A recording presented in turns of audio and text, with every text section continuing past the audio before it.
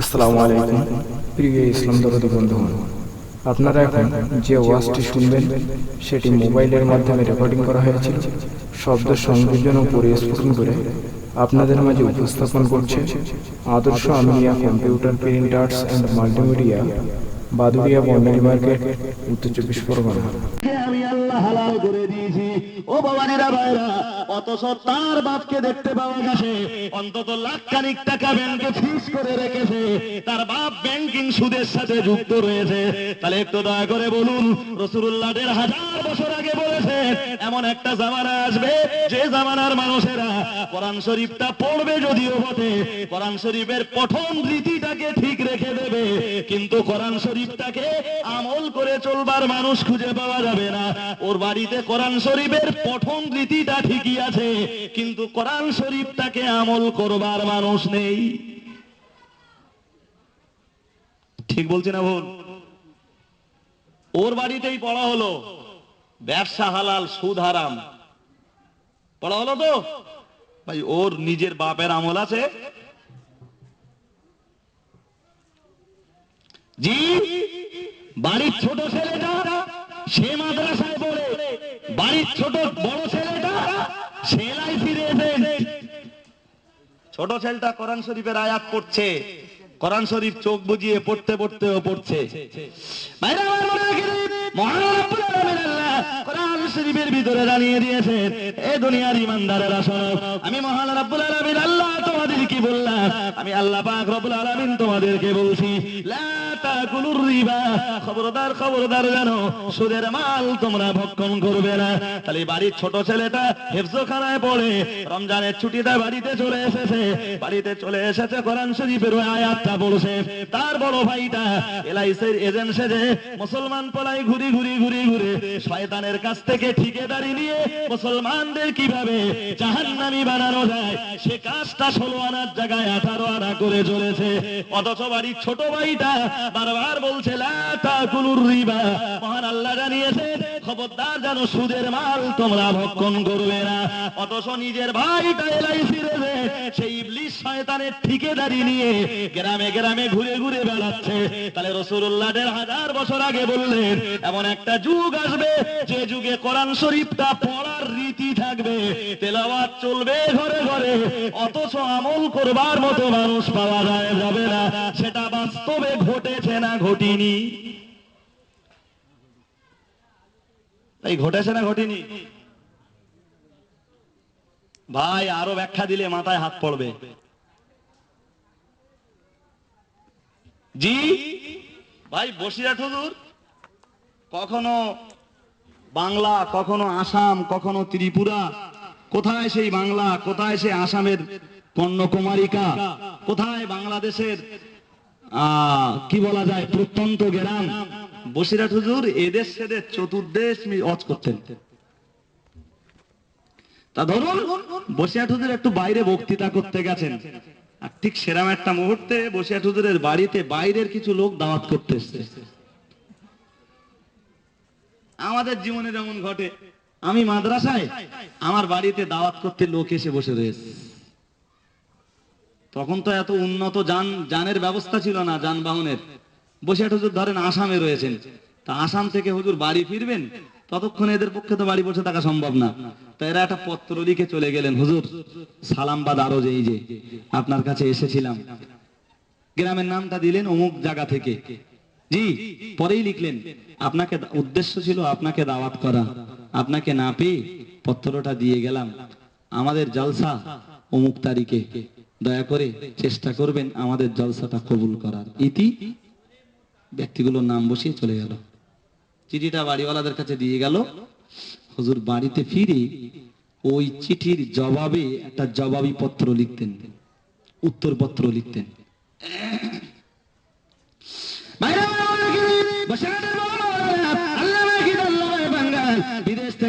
বিদেশ থেকে দাওয়াতে ফিরে আসার পর বাড়িতে যখন পদার্পণ করতেন, ও বাড়িরা ভাইরা, বাড়ির মানুষগুলোই হুজুরের হাতে ওই চিঠিটা যখন ধরিয়ে দিলেন সঙ্গে সঙ্গে তার জবাবি একটা পত্র লিখতেন।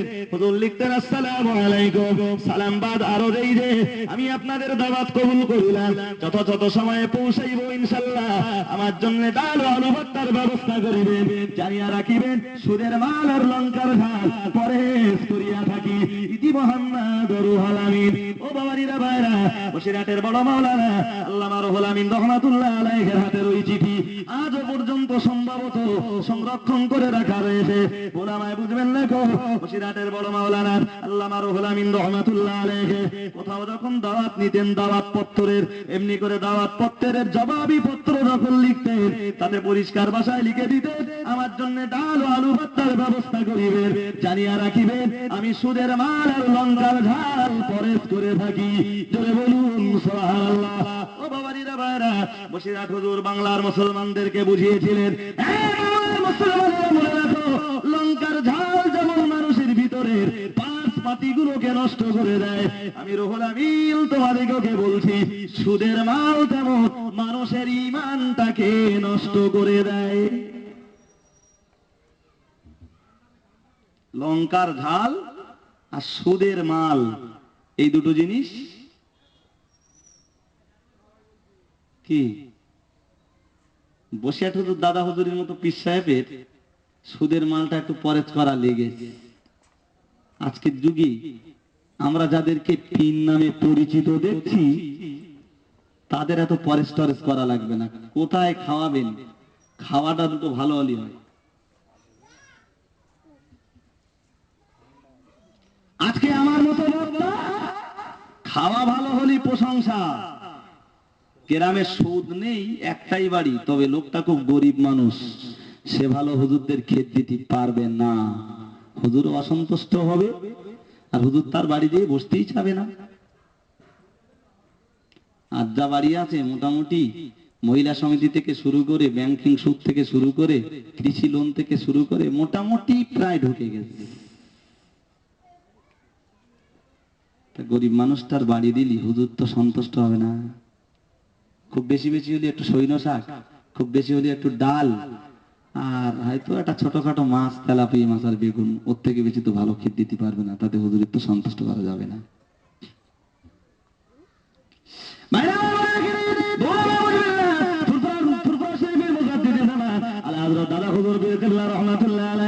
বাংলাদেশের মাটিতে হজ করতে গেছে, ফুরফুরা শরীফে দাদা হুজুর কিবলা বাংলাদেশের মাটিতে হজ করলেন, বক্তৃতা মঞ্চ থেকে নেমে এলেন, খাওয়া দাওয়া করলেন হুজুর তার বাড়িতে। আর খাওয়া দাওয়ার পরে তিনি জানতে পারলেন যার বাড়িতে খাওয়া দাওয়া করেছি তিনি হলেন টাকা শুরু। ফুরফুরা শরীফে দাদা হুজুর বিরিতে বেলা সঙ্গে সঙ্গে বাড়িওয়ালাকে ডাকলেন, ডেকে বললেন, ভাই আমি আপনার বাড়িতে খেয়েছি, আপনাকে খাওয়ার মূল্য নিতে হবে, খাওয়ার জন্য আপনাকে পয়সা নিতে হবে। লোকটা বলল, না না হুজুর, আপনি এমন কথা বলবেন না, আমার বাড়িতে এসেছেন ফুরফুরা শরীফ থেকে, আপনি বলেন একজন পীর কামেল, আপনি বলেন একজন পীর মানুষ, আপনার কাছ থেকে কি পয়সা নেওয়া যায়? এমন চরম বেয়াদবি আমি করতে পারবো না। ফুরফুরা শরীফে দাদা হুজুর কেবলা বললেন, না বাবা তোমাকে পয়সা নিতেই হবে। লোকটা কিছুতেই রাজি হলো না।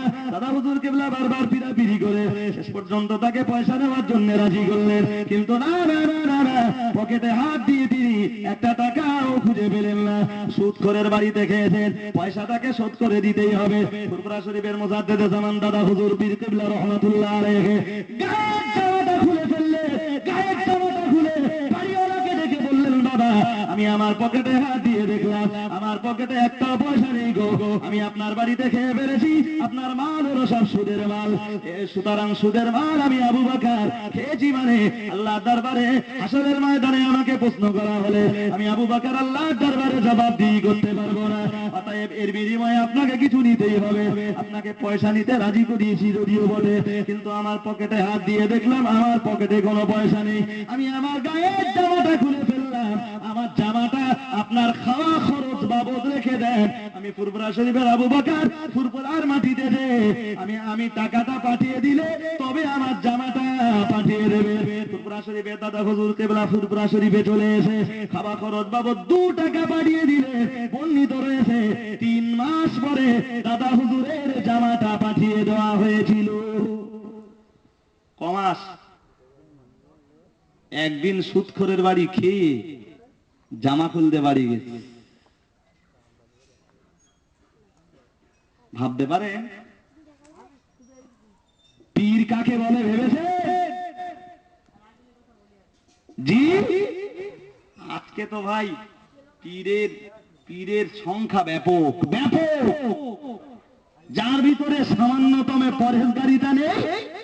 এদেশের সাধারণ বোকা মুসলমানগুলো জলসায় যখন তুলে দেয় তাকে পীর সাহেব হুজুর কেবলা জিন্দাবাদ, ওরে যদি জিজ্ঞেস করা হয় পীর কাকে বলে জানিস, ওর তো মাথা খারাপ। জি, জলসা দেবে পরিষ্কার হ্যান্ডবিলে লিখে দিয়েছে পীরে কামেল। যদি শুধু পীর লিখতো সেখানে একটা মানানসই, পীরে কামেল মানে যার পীর হওয়ার ব্যাপারে কোনো সন্দেহ নেই, সেইটি পীরে কামেল। ভাই ও শব্দ লেখা যায় বসিরহাট হুজুরের নামে, ও শব্দ লেখা যায় দাদা হুজুরের নামে, ও শব্দ লেখা যায় সুফি ফাতে আলী ওহসি রহমাতুল্লাহ আলাইহির নামে, ও শব্দ লেখা যায় হযরত নূর মোহাম্মদ নিজামপুরীর নামে। কিন্তু আজকে যাদের নামে পীরে কামেল শব্দটা লেখা চলছে, সে লোকগুলো ওর কতটা উপযুক্ত এ বিচার করে দেখা হয়েছে? আপনি বলুন, মাস্টারকে যদি বলে দেওয়া হয় তুই আজকের থেকে, তুই তো আমাদের স্কুলে অনেকদিন মাস্টারি করতেছিস, তা শোন আমাদের গ্রামের লোক না সিদ্ধান্ত নিয়েছে আমাদের প্রাইমারি স্কুলে আর তোর রাখবে না, তোরে তাড়িয়ে দে, আমাদের মাঠের একটা রাখাল জীবনে লেখাপড়া শিখিনি তারই মাস্টারের আসনে বসকে দেবে, তুই আস্তে আস্তে বিদায় নে। বলুন, মাঠের রাখালকে যদি মাস্টারের আসনে বসিয়ে দেওয়া হয় সে কি মাস্টারি করতে পারবে? ন্যূনতম পরহেজগারিতা যার ভিতরে নেই, যে লোকটা দুনিয়াদার, যে লোকটা দুনিয়া দুনিয়া করে ব্যস্ত, হজ করার পরে 4,500 টাকা দেওয়া হলো, 500 টাকা কম হয়েছে, টাকা ছুঁড়ে ফেলে দিল, তাকে যে পীরের আসনে বসিয়ে দিলে, জানো কি যার ভিতরে টাকার লোভ থাকে সে কোনোদিন পীর হতে পারে না।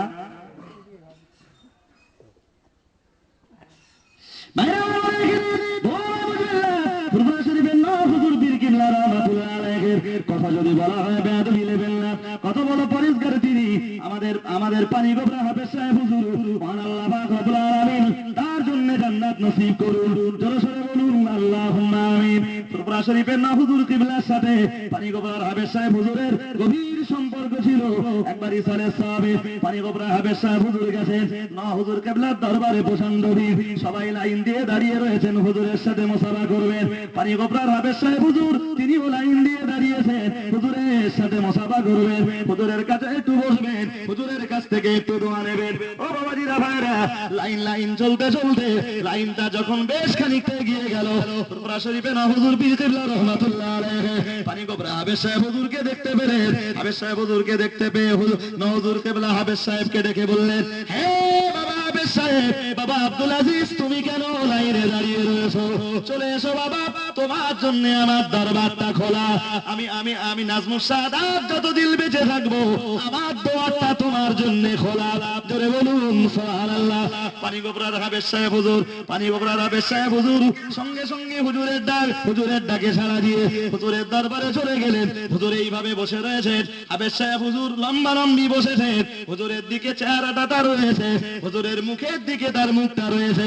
দেশের হাজার হাজার মুসলমান হুজুর কিবলার হাতে হাত দিচ্ছেন ইসালের সাহাবের সময়ে, কেউ 10 টাকা, কেউ 5 টাকা, কেউ 1 টাকা, কেউ 2 টাকা, কেউ 500 টাকা, কেউ 1000 টাকা, যার যেমন পারো কথা সে তেমন নজরানা না হুজুর কিবলাকে দিচ্ছেন। ত্রিপুরা শরীফের না হুজুর বীর কিবলা ওই নজরানা গুলোকে সব একই পকেটের ভিতরে ঢুকিয়ে দিচ্ছেন। পানি গোবরার হাফেজ সাহেব হুজুর জীবদ্দশাতে গল্প করেছেন, হুজুর বর্ণনা করতে আমি যখন এই চিত্রটা দেখলাম, না হুজুর কিবলা সব টাকা একই পকেটের ভিতরে ঢুকিয়ে দিচ্ছে, আমার তখন মনে মনে সংশয় হলো। আমার মনে একটা প্রশ্ন জাগলো। কিসের প্রশ্ন? প্রশ্নটা জেগেছে বসিরহাট হুজুর এই মানুষটা সম্বন্ধে লিখেছেন ইনি নাকি মাদারজাত ওলি। মাদারজাত ওলি মানে মায়ের পেট থেকে পড়ে আল্লাহর ওলি। জোরে বলুন সুবহানাল্লাহ। একটু মন খুলে বলুন না সুবহানাল্লাহ। ফুরফুরা শরীফের হুজুর কেবলা মায়ের পেট থেকে কি আল্লাহর ওলি হয়ে পৃথিবীতে এসেছিলেন। বসিরহাট হুজুর যার সম্বন্ধে এত বড় কথা লিখলেন, সেই লোকটার পরেশগারিতা নেই। এই কাতারে যারা দাঁড়িয়ে রয়েছে, যারা হুজুরের সাথে মুসাফা করতে, সবাই নামাজ পড়ে, সবাই টাকা দিচ্ছে, আর হুজুর সব টাকা এক পকেটে পড়তেছে। এই লাইনে যত মানুষ দাঁড়িয়ে রয়েছে, কেউ কি সুদখোর না? সুদখোর মুসাফার নজরানা দিচ্ছে, আর সেই টাকাটা হুজুর একই পকেটে রাখতেছে। এত মানুষ দাঁড়িয়ে রয়েছে, কেউ কি জমি বন্ধক রাখেনি? জমি বন্ধক লোকটা রেখেছে, সে লোকটার টাকা হুজুর ওই একই পকেটে ঢুকিয়ে দিচ্ছে। ব্যাপারটা কি ভাই?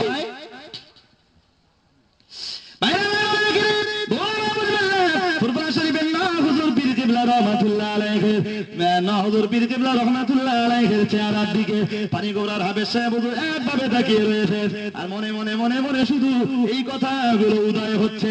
মুখ ফুটে হুজুর কিবলাকে কিছুই বললেন না।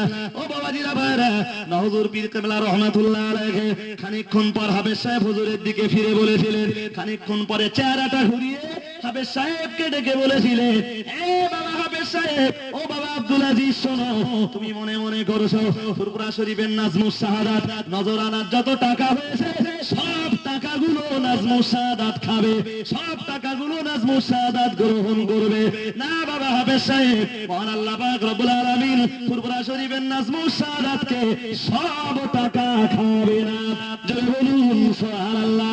বাবা হাবেশ সাহেব, মনে রেখে দাও, টাকা ছাঁটাই করা হবে, টাকা বাছাই করা হবে। আল্লাহ সুদ করে টাকা খাওয়াবে না, ঘুষ করে টাকা খাওয়াবে না। যে লোকটা জমি বন্ধক রেখেছে, তার টাকা আল্লাহ খাওয়াবে না। যে লোকটা ছেলে বিয়ে দিয়ে পণের টাকা নিয়েছে, তার টাকা আল্লাহ খাওয়াবে না। যে লোকটা বেনামাজি, তার টাকা আল্লাহ খাওয়াবে না। যে লোকটা মাতাল, তার টাকা আল্লাহ খাওয়াবে না। যে লোকটা খাঁটি ইমানদার মুমিন মুসলমান, সেই মানুষটার পয়সা মহান আল্লাহ ফুরফুরার নাজমুস শাহাদাতকে খাওয়াবে। জোরে বলুন সুবহানাল্লাহ। ও বাবাজিরা ভাইরা, ফুরফুরা শরীফের বাকি বিল্লাহ হুজুর যখন বেঁচে ছিলেন, বাকি বিল্লাহ হুজুরের মুখে শুনতে পাওয়া যেত, আমার আব্বা ইসার সওয়াবের নজরানাগুলো নিয়ে ঘরের ভিতরে প্রবেশ করে একটা একটা করে টাকায় যখন হাত দিতে, টাকা আমার আব্বার সাথে কথা বলতো, হুজুর আমার নেবেন না, আমি এমন ব্যক্তির টাকা যে মানুষটা নামাজ পড়ে না। হুজুর টাকাটাকে আলাদা করতেন, আর একটা টাকায় হাত দিতেন, টাকা হুজুরের সাথে কথা বলতো, হুজুর আপনি নেবেন না, হুজুর বেয়াদবি নেবেন না গো, আমি গোলাম সুদ করে টাকা। আর একটা টাকা নিলে বললে, আর একটা টাকা হাত দিলে টাকা কথা বলতো, হুজুর আমি ঘুষ করে টাকা, হুজুর সে টাকাটাও নিতেন না। আবার একটা টাকায় হাত দিলে টাকা কথা বলতো, হুজুর আমি গোলাম ব্যভিচারীর টাকা, আমায় নেবেন না। আর একটা টাকায় হাত দিলে টাকা বলতো, হুজুর আমি গোলাম খালিস খাঁটি একজন ইমানদারের টাকা। ফুরফুরা শরীফের হুজুর কিবলা রহমাতুল্লাহ আলাইহির সুযোগ্য বেটা হযরত বাকি বিল্লাহ রাহিমাহুল্লাহ তাআলা, তিনি বলতেন, যে টাকাটা আমাকে যে টাকাটা আমার আব্বাকে বলতো আমি খাঁটি মুমিনের টাকা, আমার আব্বাকে বল সেই টাকাটা নিতে। জোরে বলুন সুবহানাল্লাহ। ভাই পীর কি অত সহজ? ওই একই কথা ভাই, পীরির নামটা আছে, পীরির কাম সব ওই যেমন ইসলামের নামটা পড়ে রয়েছে, খোলসটা পড়ে রয়েছে, আসলে কিচ্ছু নেই গো ভাই। জি, যেমন কোরআন শরীফ পঠনটা চলছে বাড়ি বাড়ি, কিন্তু সে কোরআন শরীফের আমল করবার মানুষ নেই। পীরের নামটা পৃথিবীতে বেশ পড়ে রয়েছে। পীরের ভিতরে যে গুণ থাকা দরকার, সে গুণগুলো আর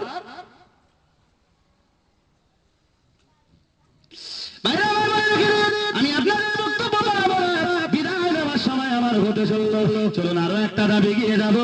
ও বাবাজিরা ভাইরা, আমি আপনাদের বলছিলাম আল্লাহ নবী জানান এমন একটা জামানা আসবে, যে জামানায় যে কালে যে সময় কোরআন শরীফ ঘরে ঘরে পাঠ করা হবে, ওই কোরআন শরীফকে আমল করে চলবার কোন মানুষ পৃথিবীতে হবে না। ও বাবাজিরা ভাইরা, তার আরো একটা ব্যাখ্যা দেব।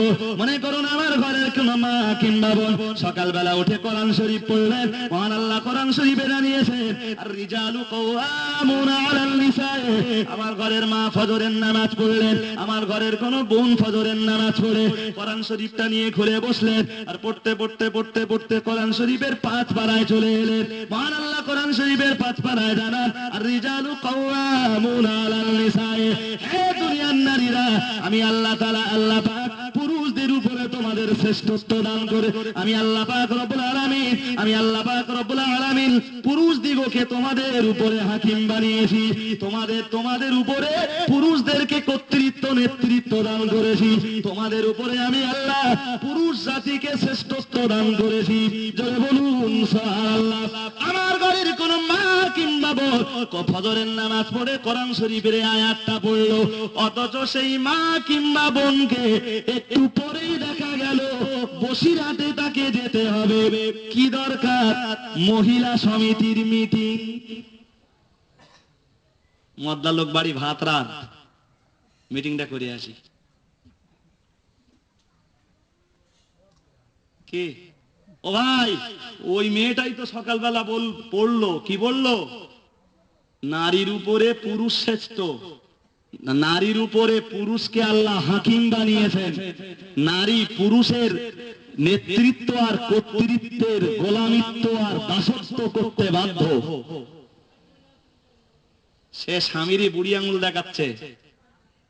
বেলা 10টা বেজেছে, বলতে তুমি দুটো রান্না বান্না করো, বাচ্চা কাচ্চাদের গোসল টোসল দিয়ে ওদের দুটো খাইয়ে ধইয়ে দিও, আমি মোটামুটি ওই মিটিং করে যত রাত হোক 8টার মধ্যে চলে আসবো।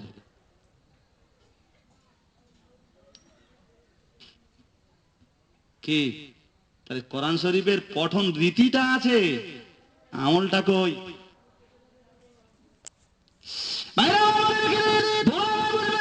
আমি আপনাদেরকে নিয়ে হাদিস শরীফের একটা হাদিস পাকের কথা বলবো, হয়তো আমার মুখ দিয়ে কোনোদিন শোনা পড়েনি। বিশ্বনবী মুহাম্মদুর রাসূলুল্লাহ সাল্লাল্লাহু আলাইহি ওয়াসাল্লাম হাদিস শরীফের ভিতরে জানান, আন আবি হুরায়রা রাদিয়াল্লাহু তাআলা আনহু قال قال رسول الله صلى الله عليه وسلم اذا كان امراؤكم خياركم واغنياؤكم سمهاكم واموركم شورى بينكم فظهر الارض خير لكم من بطنها واذا كان امراؤكم شراركم واغنياؤكم بخلاءكم واموركم الى نسائكم فبطن الارض خير لكم من ظهرها رواه الترمذي وقال الترمذي هذا حديث غريب او كما قال عليه السلام।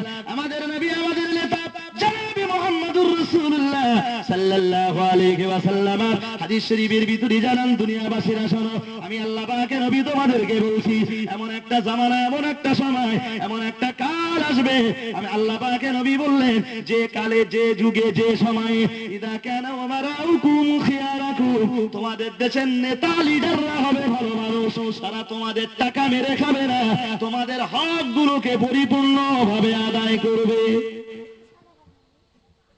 রাসূল প্রথম বললেন, কোন যুগে নেতা লিডাররা যদি হয় ভালো, তোমাদের মেরে যদি তারা না খায়, তোমাদের পকেটে টাকা যদি তাদের পকেটে না যায়, তোমাদের নেতা লিডাররা যদি হয় ভালো চরিত্রের মানুষ, তাদের মধ্যে যদি ফাঁকিবাজি আর দুর্নীতি না থাকে, এক। 2 নম্বরে আবার বললেন, ওয়া আগনিয়াউকুম সুমাহাআকুম, 2 নম্বরে রাসূল বললেন, তোমাদের দেশের ধনীরা যদি হয় দাতা। ভাই এটা কি মসজিদ? বিশ্বাস করুন, ওইটাই যে মসজিদ আমি প্রথমে এসে বিশ্বাস করতে পারিনি। এখনো কি মানুষের এত অভাব আছে? মসজিদটার বয়স কত?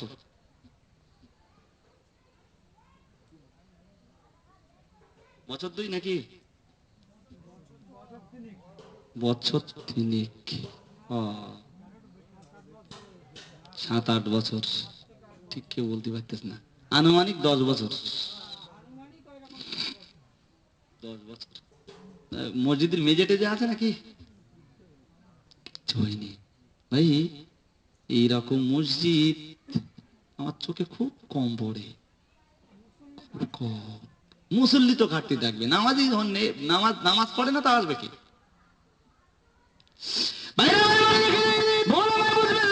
বিশ্বনবী মুহাম্মদুর রাসূলুল্লাহ সাল্লাল্লাহু আলাইহি ওয়াসাল্লাম এক নম্বরে বললেন, দুনিয়াবাসীরা আমি আল্লাহ নবী এক নম্বরে বলছি, তোমাদের দেশের নেতা লিডাররা যদি হয় ভালো মানুষ, তারা যদি তোমাদের মাল যদি তাদের পকেটে না ঢুকায়, তোমাদের পেটে লাথি মেরে যদি তারা তাদের পেটটাকে মোটা না করে, তারা তোমাদের পকেটের টাকায় যদি তাদের পকেট পূজারি না করে, আল্লাহ পাকের নবী বললেন, আর তোমাদের দেশের পয়সাওয়ালা মানুষ যারা অধর্মের তুলনায় যদি ধর্মের পথে পয়সাটা বেশি ব্যয় করে, ও বাবাজিরা ভাইরা, রাসূলুল্লাহ ১৫০০ বছর আগে বললেন, তোমাদের দেশের পয়সাওয়ালা মানুষগুলো যদি তাদের ব্যাপারে হাতকে লম্বা করে দেয়, হাতকে যদি সম্প্রসারণ করে দেয়, আল্লাহ নবী শেষ বেলাতে বললেন, ওমুরুকুম শুরা বাইনাকুম, আর তোমাদের প্রত্যেকটি কাজ যদি পারস্পরিক পরামর্শের ভিত্তিতে হয়, আমি আল্লাহর নবী বলছি, ফাযহারুল আরদি খায়রুল লাকুম মিন বাতুনিহা, তখনও পর্যন্ত তোমাদের মতো পুরুষগুলোকে পৃথিবীতে বেঁচে থাকা খানিকটা ভালো। তোমাদের নেতারা যদি তোমাদের মেরে না খায়, তোমাদের পকেটের টাকা যদি তাদের পকেটে না পড়ে, তারা যদি তোমাদের পেটে লাথি মেরে তাদের পেট পূজারি না করে, রাসূল কি বললেন, তোমাদের দেশের দাতারা পয়সাওয়ালারা অধর্মের তুলনায় যদি ধর্মের পথে বেশি পয়সা দান করে, তোমাদের প্রত্যেকটি কাজ যদি পারস্পরিক পরামর্শের ভিত্তিতে হয়, যাহরুল আরদি খায়রুল লাকুম মিন বাতনিহা, তখনও পর্যন্ত পৃথিবীতে বেঁচে থাকা খানিকটা ভালো। ভাই হুজুর এসেছেন না, আমাদের মুজাহিদি মিল্লাহ আলহাজ মুহতারাম হযরত মাওলানা এলেম বখশ সাহেব হুজুর এক্ষুনি আসবেন, আমি বিদায় নেব, শুধু শেষ কথাটা বলছি মাথায় রাখুন। রাসূলুল্লাহ বললেন কি, পরের কথাটা কত মারাত্মক ভাবুন। বিশ্বনবী মুহাম্মদুর রাসূলুল্লাহ সাল্লাল্লাহু তাআলা আলাইহি ওয়াসাল্লাম পরের কথাটা বলতে যে আবার বললেন, ওয়াইদা কানা উমারাউকুম শিরারাকুম, আমার আল্লাহ পাক নবী আবার বললেন, তোমাদের দেশের নেতা লিডাররা যখন হবে মন্দ চরিত্রের মানুষ, তোমাদের পকেটের পয়সাগুলো যখন তাদের পকেটে যাবে, তারা যখন তোমাদেরকে মেরে কেটে খাবার ধান্দা করবে, তারা যখন দুর্নীতি পরায়ণ হয়ে যাবে, ও বাবাজিরা ভাইরা, আজকের নেতা লিডারদের কথা যদি বলতে হয়, গ্রামের মানুষের ধান চাষের জন্য ধানের কিছু বীজ এসেছিল, কিন্তু না না না না না, সে বীজ গ্রামবাসী কোনো চাষিকে দেওয়া হয়নি, গ্রামের কোনো চাষিবাসীকে চোখে দেখানো হয়নি, ধানগুলো বেড়া চাপা বাজারে তুলে বিক্রি করে দেওয়া হয়েছে। কিছু গমের বীজ এসেছিল, গমের বীজগুলো বাজারে তুলে বিক্রি করে দেওয়া হয়েছে। আল্লাহর নবী বললেন, তোমাদের দেশের নেতা লিডাররা যদি হয় এমনটা দুর্নীতিগ্রস্ত, এমনটা দুর্নীতি পরায়ণ, তোমাদের পয়সায় যদি তারা গাড়ি বাড়ি করে, তোমাদের পেটে যদি তারা লাথি মারে, নবী আমার 2 নম্বরে বললেন, আগনিয়াকুম বুখালাকুম, আমি আল্লাহ পাকে নবী বলছি, আর তোমাদের দেশের ধনীরা যদি ধর্মের তুলনায় অধর্মের পথে যদি বেশি পয়সা খরচ করে, ও বাবাজিরা ভাইরা, আজকের যুগে যার বেশি পয়সা হতে দেখা যায়, তাকে দেখতে পাওয়া যায় একটার জায়গায় সে 2টো বিয়ে করে ফেলেছে। যার বেশি পয়সা হয়েছে সে নিজের বাড়িটাকে সিনেমা হল তৈরি করে ফেলেছে। এমনি অ্যান্টানা চলবে না, দরকার একটা ডিশ অ্যান্টানা।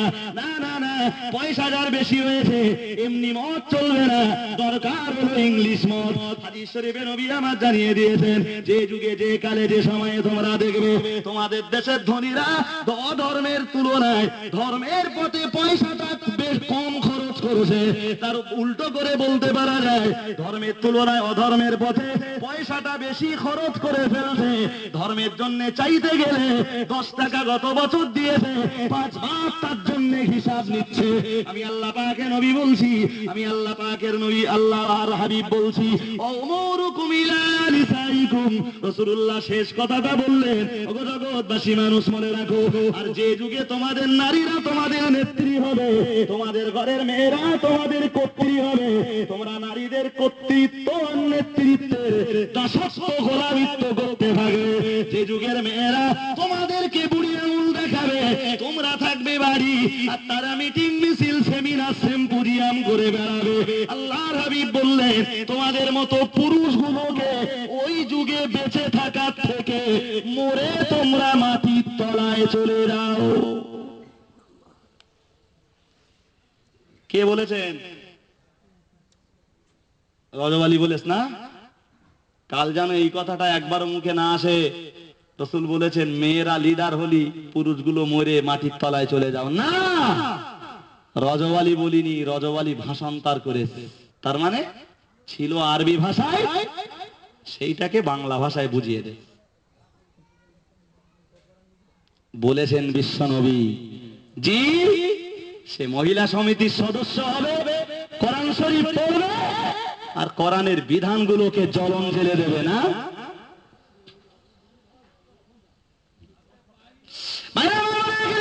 আমি শেষ কথা বলছি আর আপনাদের এগিয়ে নিয়ে যাব না, আমার বিদায় ঘন্টা বেজে গেল। রাসূলুল্লাহ হাদিস শরীফে জানিয়ে দিয়েছেন লা ইয়াবকা মিনাল ইসলামি ইল্লা ইসমুহু। এমন একটা জামানা আসবে যে জামানাতে ইসলামের নামটুকু বেঁচে থাকবে, ইসলামের কোনো কাম পৃথিবীতে বেঁচে থাকবে না। নবী আমার 2 নম্বরে বলেছেন লা ইয়াবকা মিনাল কুরআনি ইল্লা রাসমুহু। কোরআন শরীফের প্রচলিত পঠন রীতিটুকু বেঁচে থাকবে। না না না না না, ওই কোরআন শরীফ পড়ে আমল করবার মতো মানুষ পৃথিবীতে পাওয়া যাবে না। নবী আমার ওই যুগের আরো একটি চিত্র তুলে ধরে বললেন মাসাজিদুহুম আমিরাতুন ওয়া হিয়া খারাবুম মিনাল হুদা। আল্লাহ নবী বললেন ওই যুগের মসজিদগুলো হবে চাকচিক্যপূর্ণ মার্বেল পাথর বসানো, ওই যুগের মসজিদগুলো হবে সৌন্দর্যমণ্ডিত। কিন্তু না না না না না, ওই মসজিদগুলোতে কোনো পাকা ঈমানদার খুঁজে পাওয়া যাবে না, পাকা কোনো মুমিন খুঁজে পাওয়া যায় না, হেদায়েতওয়ালা কোনো মানুষ খুঁজে পাওয়া যাবে না। ও বাবারিরা ভাইরা, আজকের মসজিদগুলো আপনি যে দেখুন, কোন মসজিদে যাবেন এখান থেকে স্বরূপনগরে চলুন, আপনি বেড়াচাবার রাস্তার ধারে যে মসজিদগুলো রয়েছে, যদি সে মসজিদগুলোর কথা বলা হয়, এখান থেকে বসিরহাট চলুন, দণ্ডিরহাট চলুন, আমার গ্রামে চলুন, তথা এ দেশস্থ যত মসজিদ রয়েছে অধিকাংশ মসজিদগুলোতে মার্বেল পাথর বসিয়ে দেওয়া হয়েছে। আর মার্বেল পাথর বসিয়ে দেওয়া মানে আয়নার মতো মার্বেল পাথরে মুখ দেখা যাবে, একেবারে ঝকঝক ঝকঝক করছে, সিপসাপ একেবারে পরিষ্কার পরিচ্ছন্ন মসজিদ। কিন্তু না না না, অভাব হয়ে দাঁড়িয়েছে একজন পাকা ঈমানদারের। ও বাবারিরা ভাইরা, ব্যাখ্যা দেওয়ার অবকাশ আমার নেই। বিশ্বনবী মদিনা শরীফে মদিনার মসজিদ যখন তৈরি করেছিলেন খেজুর কাঠ দিয়ে, রাসূল পাক সাল্লাল্লাহু আলাইহি ওয়াসাল্লাম খেজুর কাঠের আড়া দিলেন, খেজুর কাঠের পাতা দিলেন, রাসূলুল্লাহ খেজুর পাতা দিয়ে ছালে ছাউনি দিলেন। আল্লাহর নবী যে মেম্বার যে মেহরাবের উপরে দাঁড়িয়ে জুমার দিনে খুতবা দিতেন, সেটাও ছিল খেজুর কাঠের। ঠিক বলছি না ভুল ভাই? ওই খেজুর কাঠের মসজিদের মুসল্লি যারা ছিল, ও মুসল্লিগুলো চাঙ্গা বেশি ছিল না ভাই? আমাদের ঈমান, আমাদের আমল না আমাদের ঈমানটা চাঙ্গা বেশি? সে মসজিদের মুসল্লি যারা ছিল তারা বেশি হেদায়েতওয়ালা না আমরা যারা এখন মার্বেল বসানো মসজিদে নামাজ পড়তে যাচ্ছি আমাদের ঈমান বেশি চাঙ্গা? বাবা আমরা চাঙ্গা না? কত চাঙ্গা যে মসজিদে নামাজ পড়তে যাচ্ছি চেহারাটা দেখা যাচ্ছে। হাদিস শরীফের ভিতরে রয়েছে বিশ্বনবী মুহাম্মদুর রাসূলুল্লাহ সাল্লাল্লাহু আলাইহি ওয়াসাল্লাম সাহাবারা মদিনার মসজিদে দাঁড়িয়ে নামাজ পড়তেন। ও বাবাজিরা ভাইরা, নামাজ পড়তে দাঁড়িয়েছেন, প্রচন্ড গরমের দিন, আরব এমনিতে মরুভূমি এলাকা, সাহাবায়ে কেরামদের গা থেকে গা ঘাম দরদর করে গড়িয়ে পড়ছে। না না না না না, আমরা যেমন ফ্যানের তলায় তলায় দাঁড়িয়ে নামাজ পড়ি, আমরা নামাজ পড়ছি, আমাদের মাথার উপরে ফ্যান ঘুরছে, 8 ঘন্টা কারেন্ট অফ হয়েছে তারাবি নামাজের সময়, ইমাম সাহেবকে বারবার সিগন্যাল দিচ্ছে হুজুর তাড়াতাড়ি করেন, প্রচন্ড গরম লাগতেছে। তাতে যদি বিশ্বকাপ 2020 শুরু হয়ে যায়, অন্তত পক্ষে শতকরা 75% মুসলমান বারবার সিগন্যাল দেয় হুজুর একটু তাড়াতাড়ি হুজুর নামাজটা পড়িয়ে দেবেন, আজকে 2020 ভারত পাকিস্তান ফাইনাল খেলা। ও বাবাজিরা ভাইরা, উলামায়ে বুঝবেন না গো, সাহাবায়ে কেরামদের যুগে তাদের মাথার উপরে কোনো ফ্যানের ব্যবস্থা নেই। আজকে আমার সঙ্গে চলুন, কত মসজিদ দেখিয়ে দেব যে মসজিদগুলোতে এসি বসানো হয়েছে। আমার লাইফে, আমার জীবনে এসি করা মসজিদেও 2-4 বার নামাজ পড়েছি। মহান আল্লাহ এসি করা মসজিদে আমাকেও 2-4 বার নামাজ পড়িয়ে নিয়েছে। উলামায়ে বুঝবেন না আমি আপনাকে বলতে চাইছি বাবা, সাহাবায়ে কেরামরা প্রচন্ড গরমের দিনে নামাজ পড়বে, গা থেকে দরদর করে টপকে মসজিদে পড়ছে। প্রচন্ড ঠান্ডার দিনে সাহাবায়ে কেরামরা নামাজে দাঁড়িয়েছেন, এশা কিংবা ফজরের নামাজ, ঠান্ডায় সাহাবারা আড়ষ্ট হয়ে যাচ্ছে। প্রচন্ড বর্ষার দিনে সাহাবারা নামাজে দাঁড়িয়েছে। ও বাবাজিরা ভাইরা, হয়তো বা আসরের নামাজ পড়তে দাঁড়িয়েছেন অথবা মাগরিবের নামাজে দাঁড়িয়েছেন, আসমান থেকে পানি বর্ষণ হয়েছে, তবুও দেখতে পাওয়া গেছে আল্লাহ পাকের নবী যে মদিনায় যে মসজিদ তৈরি করেছিলেন, ওই মসজিদে যে ওয়াক্তের আযান যখন হয়েছে, আযান হওয়ার কিছুক্ষণের ভিতরে মসজিদটা পরিপূর্ণ হয়ে গেছে, মসজিদটা হয়ে গেছে কানায় কানায়। জোরে বলুন সুবহানাল্লাহ। হুজুর কই? একদম না, দেখি নটায় তাই হুজুর নিয়ে আসুন। 35 হয়ে গেল। জি ভাইরা আমার, তাহলে আমি যে কটি কথা বলছিলাম, 1 নম্বরে বলেছিলাম ইসলামের খোলসটা শুধু মানুষ ফেলে রেখেছে। 2 নম্বরে কোরআন শরীফের প্রচলিত পঠন ধারার পদ্ধতিটা শুধু পৃথিবীতে বেঁচে আছে। 3 নম্বরে মসজিদগুলো হয়েছে পাকা, কিন্তু পরিপক্ক ঈমানওয়ালা মানুষ অভাব হয়ে দাঁড়িয়েছে।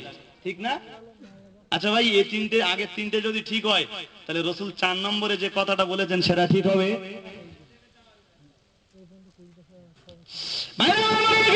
বিশ্বনবী মুহাম্মদুর রাসূলুল্লাহ সাল্লাল্লাহু তাআলা আলাইহি ওয়াসাল্লাম 4 নম্বরে আরো বললেন, আমরা হাদিস শরীফের ভিতরে পড়েছি, রাসূলুল্লাহ স্পষ্ট ভাষায় জানিয়ে দিয়েছেন, উলামাউহুম শাররুম মিন তাহতাদিমিস সামাই আও কামা ক্বালা আলাইহিস সালাম। আল্লাহর নবী বললেন, যে যুগে ইসলামের খোলস পড়ে থাকবে, ইসলামের নাম পড়ে থাকবে, ইসলামের কোনো কাম পৃথিবীতে থাকবে না, যে যুগে কোরআন শরীফের পঠন রীতি থাকবে, অথচ কোরআনকে আমল করে চলবার মানুষ পাওয়া যাবে না।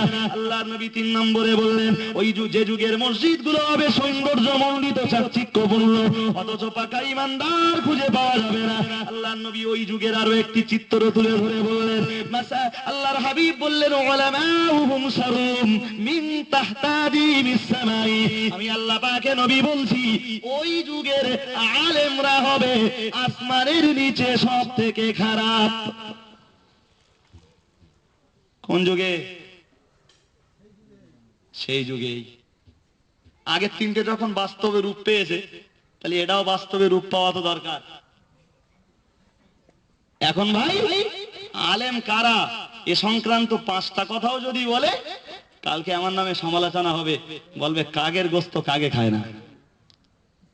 প্রথম কথা আলেম। দ্বিতীয় কথা, আলেমের নামে গীবত করে। 4 দোকানে চা খেতে বলবে, বলবে না? খুব বলবে, খুব। আচ্ছা ভাই, ভুল বুঝবেন না, ওই 4 দোকানে চা খেতে যারা গীবতের কথা বলতেছে, গীবত ওরা কি আলেমদের থেকে বেশি বুঝে ফেলেছে? গীবতের সম্বন্ধে খুব বেশি কিছু না পড়লু, অন্তত 20-50টা হাদিস তো পড়েছি, আর সে তো কিতাব দেখে একটা হাদিস পড়িনি। জি, অথচ সে চায়ের দোকানে বসে বসে সমালোচনা করছে নির্লজ্জের মতো, যে আলেমের নামে গীবত করে। ছি ছি ছি, লজ্জা লাগলো না? আলেমের থেকে গীবতের সংজ্ঞা তুমি বেশি বুঝে ফেললে। সামলাও জবান, হাসরের ময়দানে জিতিয়ে ঢেলবে আল্লাহ।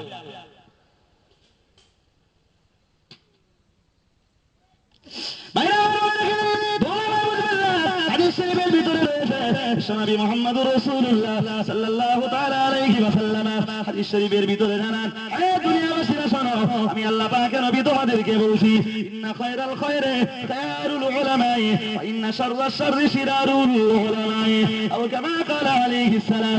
আমাদের নবী, আমাদের নেতা হযরত মুহাম্মদুর রাসূলুল্লাহ সাল্লাল্লাহু আলাইহি ওয়াসাল্লাম হাদিস শরীফের ভিতরে পরিষ্কার করে জানিয়েছেন, হে দুনিয়াবাসীরা শোনো, আমি আল্লাহ পাকের নবী বলছি, ইন্না খায়রাল খায়রি খায়রুল উলামাই, নিশ্চয়ই সারা পৃথিবীতে যত ভালো রয়েছে, রাসূলুল্লাহ বললেন ভালোর ভালো তার ভালো, আরো ভালো যদি কেউ থাকে সেটা হলো আলেম ভালো। রাসূলুল্লাহ বললেন আলেমের থেকে ভালো সারা পৃথিবীর জমিনে আর কিছুই হতে পারে না। আলেমের থেকে ভালো আসমানের নিচে আর জমিনের উপরে কিছুই হতে পারে না। ও বাবারা ভাইরা, মনে রাখুন, রাসূলুল্লাহ পরে আবার বললেন, আমি আল্লাহ পাকের নবী বলছি, ওয়া ইন্না শাররাশ শাররি শিরারুল উলামাই। আর সারা পৃথিবীর মাটিতে রাসূল কথাটাকে আবার ঘুরিয়ে বললেন, আসমানের নিচে জমিনের উপরে যত খারাপ রয়েছে, খারাপের খারাপ, তার চেয়ে খারাপ, আরো খারাপ যদি কেউ থাকে, রাসূল বললেন সেটা হলো ভালো আলেম খারাপ। ও বাবাজিরা ভাইরা, রাসূলুল্লাহ একদিকে আলেমের প্রশংসা করেছেন যখন, তখন তো তাকে প্রশংসাই করতে দেখা গেছে, আর আলেমের যখন নিন্দা করেছেন তখন তো রাসূলুল্লাহ আলেমকে সব থেকে বেশি খারাপ বলেছেন। আজকে আমি আলেমের বিরুদ্ধে দুটি কথা বলে যাব, এটা যদি আমার গীবত হয়, রাসূল যখন বলেছেন তখন কি গীবত হয়নি? রাসূল বলেছেন গীবত হয়নি, আমি বললি গীবত হবে? আগা আমার মাথায় ঢোকে না সাধারণ মানুষগুলির মাথা কতটা মোটা।